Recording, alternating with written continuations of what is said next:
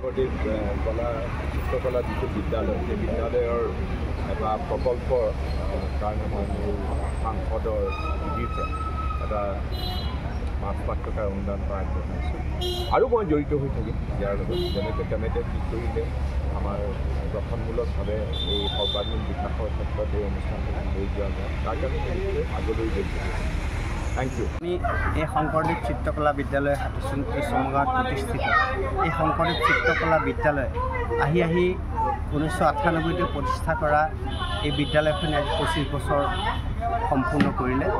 আৰু এটা পৰম্পৰাগত নিয়ম আছে যে 25 বছৰ হ'লে যেনেকৈ আমাৰ ডেকা চাম এটা বয়স থাকে ঠিক তেনেকুৱা এটা পৰ্যায়ত কিছুমান কাম কৰিবলৈ আগবাঢ়ে ঠিক আমাৰ এই স্কুলখনে যিহেতু 25 বছৰ সম্পূৰ্ণ কৰিলে সেইটো ৰূপালী সফল লেখা গতিকে স্কুলখনৰ এই ৰূপালী জয়ন্তীৰ এই বৰ্ষভাগ আমি পুনঃমালভাৱে বছৰজোৰা কাৰ্যসূচী আমি পাতিবলৈ মনস্থ কৰি লৈছোঁ আৰু এইটো কাৰণেই আমি বছৰজোৰা কাৰ্যসূচী হাতত ল'ব লগা হৈছে যিহেতু আমাৰ স্কুলখনত কৰণীয় বহুত কাম আছে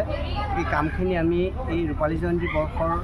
এই মাজতেই গোটেই কামখিনি যাতে আমাৰ সম্পূৰ্ণ কৰি আমি শেষলৈ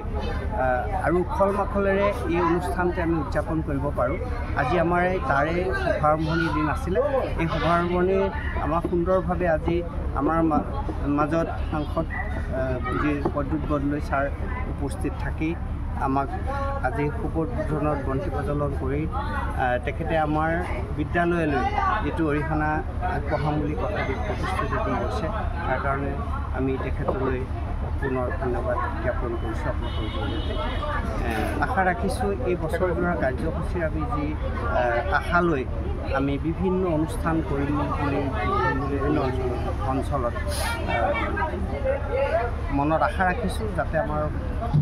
আমি সম্পূৰ্ণ কৰিব পাৰোঁ সকলো ৰাইজৰ লগতে আৰু আমাৰ বছৰজোৰাই ৰূপালী জয়ন্তী আমি আপেল চাপেল চব লৈ গুচি গ'ল